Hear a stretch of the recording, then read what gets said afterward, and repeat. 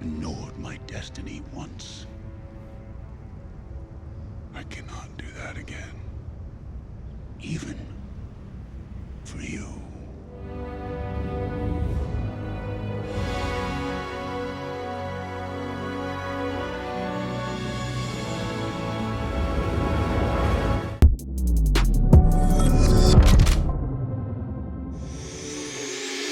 What's up, guys? It's your boy, Benny. Some good news for your feed. We haven't checked in on Bud Light in a while. We've been focusing on other things like the Durham report, and Joe Biden's 2024 announcement, Donald Trump's CNN, BTFO. I was like, wait a second. Miller Lite has now stepped in it with some woke feminist ad with some fraudulent virtue signaling. Why don't we go check in on Bud Light? Let's go and look in at how Bud Light is doing. They've been a little quiet recently, maybe because they can't pay anyone anymore, because a 20% drop a week in sales is the new normal. According to the experts, Bud Light sales falling by as much as 20% a week is the new normal after Dylan Mulvaney debacle could cost the company billions. Industry analyst warns as cases lie untouched and unsold in Florida CVS. For the week ending May 6th, in-store sales of Bud Light were down 23%.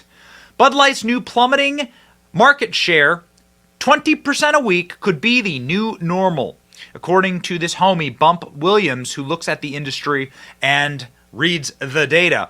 Following the decline in sales, the week April 22nd were down 21%, then they were down 26%, then they were down 24%. Yep. See you later. And now they can't even give away the stuff. The Bud Light on clearance at Florida CVS, not a single one has moved. They're now giving away this. You could order on Uber Eats Bud Light for $30 to $35 for a 36-pack, and here you have it for $19. Bud Light has also seen a sales decline plunge in every single region around the United States. Look at this map, also from the Daily Mail. Bud Light's hangover from hell. Sales figures from America's once favorite beer brand reveal how every region in the U.S. has turned its back since the Dylan Mulvaney tie-up. 18% in uber woke left coast. Up here in the Northeast and New England, down 14%. 29% in the mountain region. 25%, 25%, 25%, 23%. Across the middle of the country in the Bible Belt and the Mid-Atlantic is 19%. You people are absolutely destroying some of the best brands on earth because you cannot help yourself from injecting wokeness into something that people just want to try and enjoy. Carlos Ladboy, managing director at HBSC's global beverage sector, downgraded the stock of Anheuser-Busch InBev. Means the investors should not buy or sell shares of the company. He said the backlash is a sign that there are deeper problems. You see this, ladies and gentlemen, in other breaking news. Anheuser-Busch stock has been downgraded by this important investment firm, HSBC. The stock Bud parent company Anheuser-Busch has been downgraded following the outcry over its ties to social media influencer Dylan Mulvaney. Carlos Ladboy, managing director at HBSC's global beverage sector, downgraded the stock of Anheuser-Busch to a hold status, meaning investors should not buy. Yikes, ladies and gentlemen, yikes. This is after the sales plunge of 24% in the latest disaster. Bud Light suffers fifth straight week of worsening sales since Dylan Mulvaney controversy began. Nationwide retail sales of Bud Light dropped 23%, again, dropping.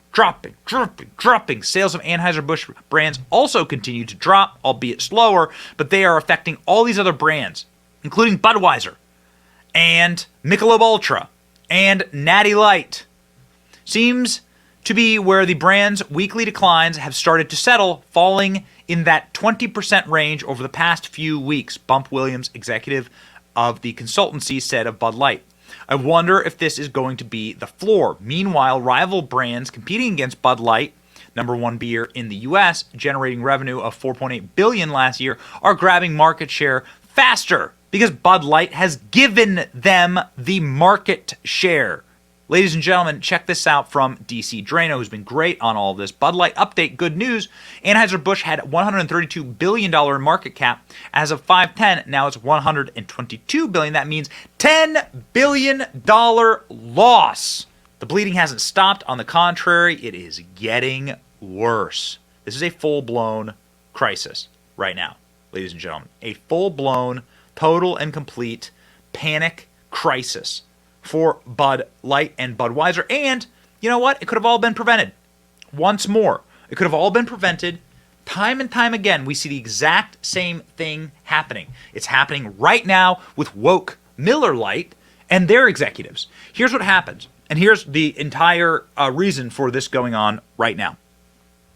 You take people who don't use your product, you take people who hate the consumers of your product, you put them in charge of said product, and then you get destroyed. You get completely roasted because they don't have a connection to the actual base of consumers. The base of consumers who use these products, well, it's pretty easy to see. We have the data. You can go ahead and pull that data up. Let's do it right now, shall we? Beverage dynamics, the demographics of beer. Demographics of beer, right here, Bud Light. 60+% of Bud Light drinkers are male. Males between the ages of 25 and 55, respectively. It really drops off, actually, as you get older. So 25%, 35 to 44, 25%, 25 to 34, and then 21-year-olds. So 21-year-olds to 44-year-olds. These are the drinkers of Bud Light. It is the frat beer. It is the fratty beer. This is what you would bring to a party.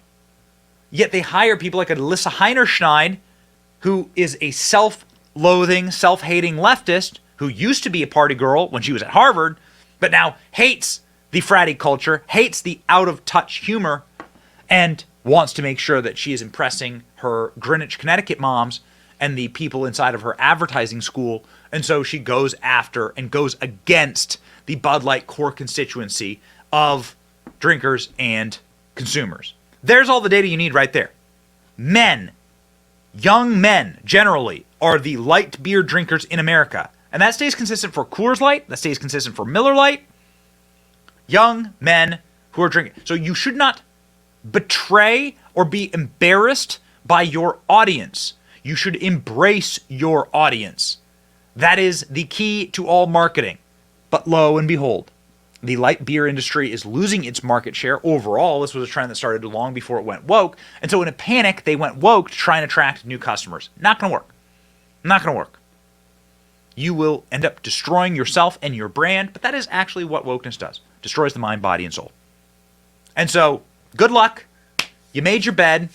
20% decline week over week is what you get, and billions, 10 billion so far in market share is the value lost. I hope it was all worth it. I mean, what did you end up paying Dylan Mulvaney? I don't know. Was it worth $10 million? Did you get that? Was it worth $10 billion? Correction. Most expensive marketing decision possibly in the history of marketing. Ladies and gentlemen, sucks to suck. Those are the consequences. Go woke, go broke. Like, share, and subscribe. It's your boy Benny. See ya.